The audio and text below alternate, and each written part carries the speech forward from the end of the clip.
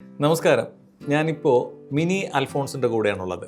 Mini Alphonsa എന്ന് പറയുമ്പോൾ പ്രവാസികളെ സംബന്ധിച്ചിടത്തോളം ഒരുപാട് ഫേമസ് ആണ് ഈ നാടകങ്ങൾ മാത്രമല്ല, സാംസ്കാരിക എല്ലാ ഒരു പ്ലാറ്റ്ഫോം എടുത്താലും മിനി അൽഫോൺസിൻ്റെ സാന്നിധ്യമുണ്ട്. അപ്പോൾ മാം നമസ്കാരം. ഒന്നുകൂടെ നമസ്കാരം ഷാജി.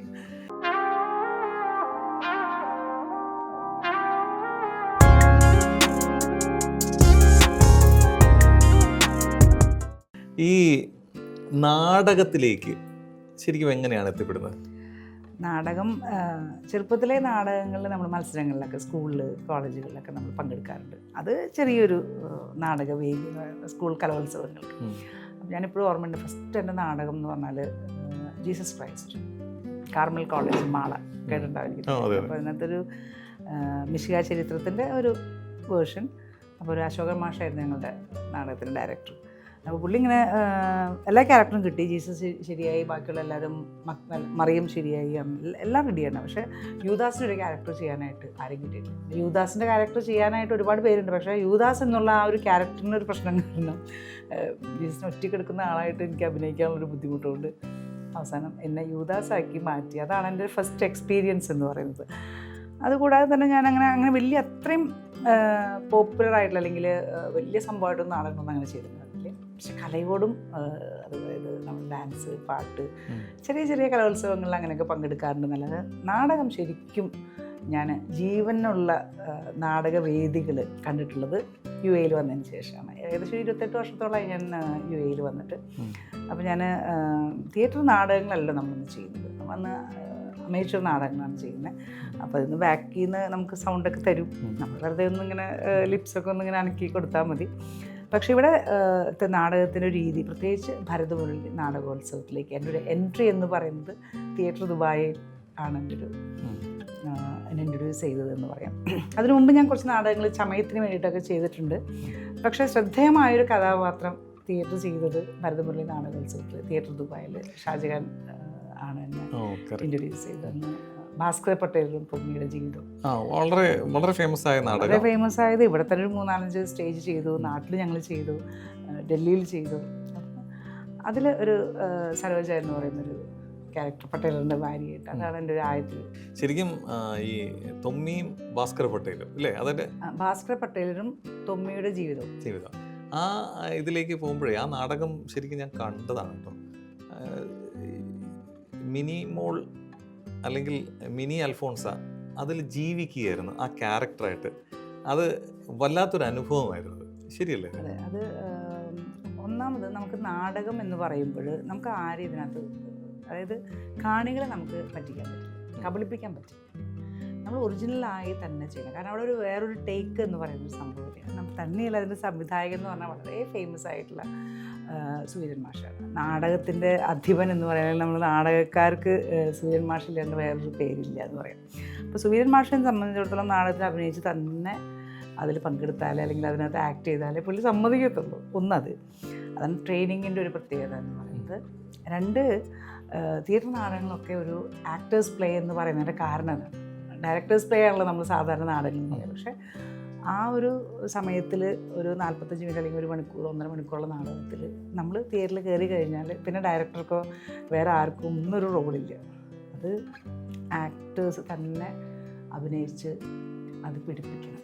ഈ ലേഡി സൂപ്പർ സ്റ്റാറിനുമായിട്ടുള്ള ആ ഒരു കണക്ഷൻ അത് എങ്ങനെയാണ് സംഭവിച്ചത്? അപ്പോൾ നാടകത്തിൽ നിന്ന് പെട്ടെന്ന് സിനിമയിലേക്ക് ഇവിടെ ഓഡീഷൻസ് നടക്കാറുണ്ട്. അപ്പോൾ ഇവിടെ നമുക്ക് അങ്ങനെ അധികം വലിയ പ്ലാറ്റ്ഫോംസ് ഒന്നും കിട്ടാറില്ല. ഓപ്പർച്യൂണിറ്റീസ് വളരെ ലിമിറ്റഡ് ആണ് പ്രവാസികൾക്ക്.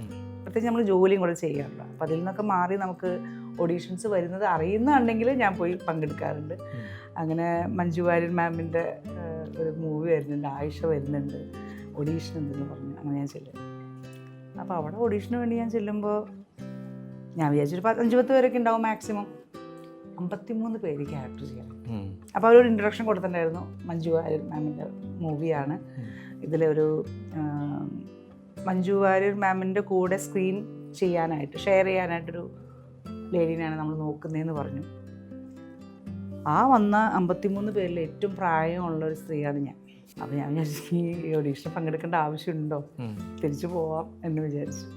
എന്നാലും നമുക്ക് ആ ഒരു അഭിനയിക്കാനുള്ള ആ ഒരു ആഗ്രഹം, പ്രത്യേകിച്ച് ഈ പറഞ്ഞ തന്നെ ലേഡി സൂപ്പർ സ്റ്റാർ, നല്ലൊരു ടീമാണ്, ഡയറക്ടറായാലും പ്രൊഡക്ഷൻ സൈഡായാലും. അങ്ങനെ ഞാൻ ആ ഓഡീഷന് പങ്കെടുത്തു.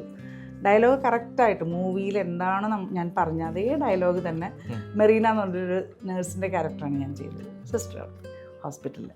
അപ്പോൾ ഓഡീഷൻ കഴിഞ്ഞ ഒരു ഓക്കെ എന്ന് പറഞ്ഞു. എനിക്കറിയാമല്ലോ എന്തായാലും എന്നെ സെലക്ട് ചെയ്യില്ല എന്നുള്ളത് ഞാൻ ഉറപ്പിച്ചു.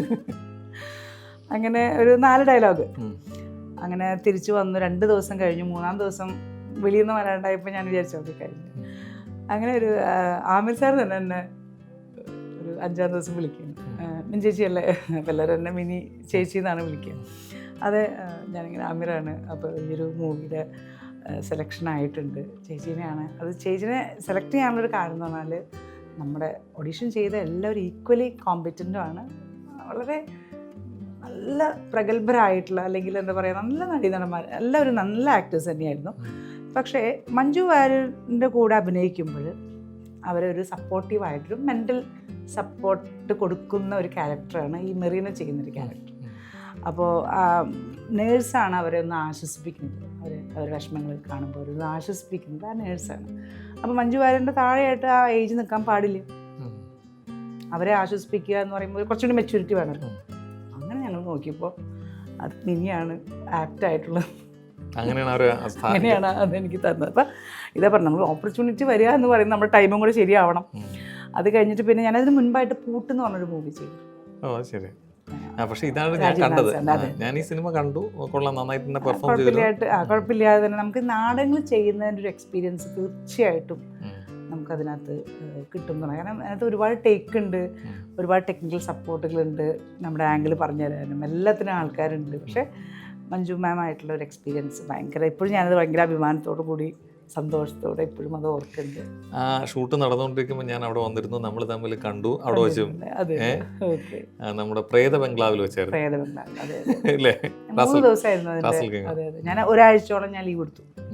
ആ ഒരു പേര് പറഞ്ഞിട്ട് ലീവ് എടുത്തിട്ടാണ്.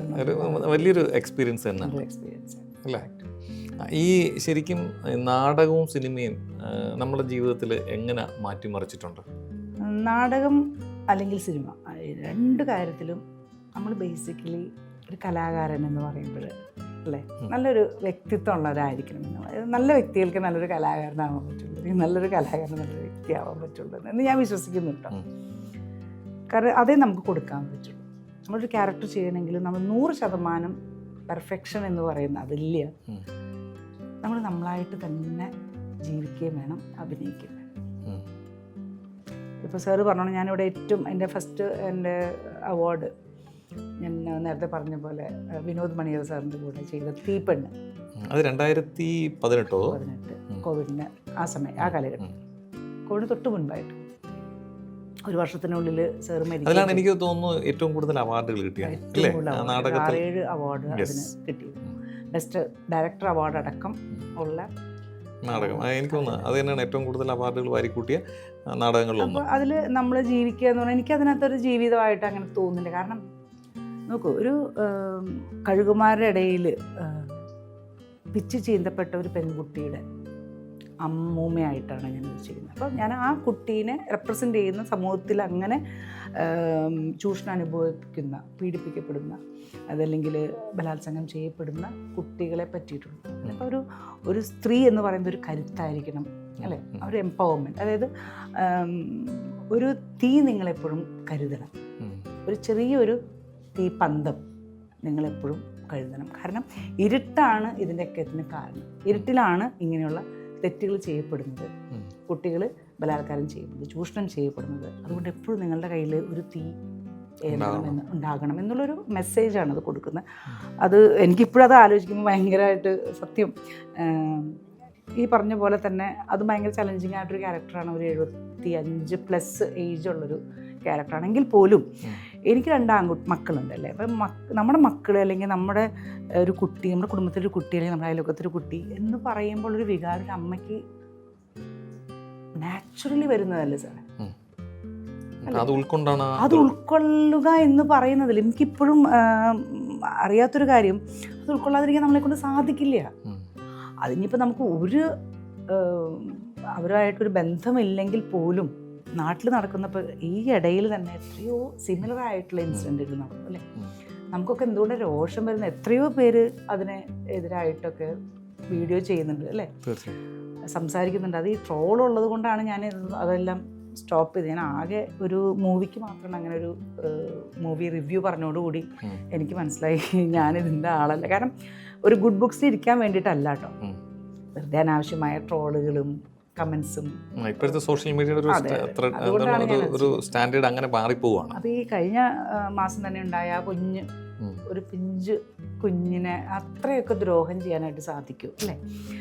അപ്പം അമ്മയായിക്കോട്ടെ അച്ഛനായിക്കോട്ടെ, നമ്മൾ ജന്മം കൊണ്ട് മാത്രമല്ല കർമ്മം കൊണ്ടും ഉള്ളൊരു ക്രിയ എന്ന് പറയുന്നൊരു സംഭവം ഉണ്ടല്ലോ. അതുകൊണ്ട് നമുക്ക് അച്ഛനും അമ്മയാകാൻ പറ്റും. ആ സ്ഥാനം നമുക്ക് ഉൾക്കൊണ്ടുകൊണ്ട് ബിഹേവ് ചെയ്യാനും പറ്റില്ല. തീർച്ചയായിട്ടും. അപ്പോൾ ആ ക്യാരക്ടർ ചെയ്യുമ്പോൾ അതുകൊണ്ടല്ല എനിക്ക് അന്ന് ഞാൻ മണിയ സാറിൻ്റെ അടുത്ത് ഞാൻ കമ്മിറ്റ് ചെയ്തത്, ഓക്കെ ഞാൻ ചെയ്തോളാം.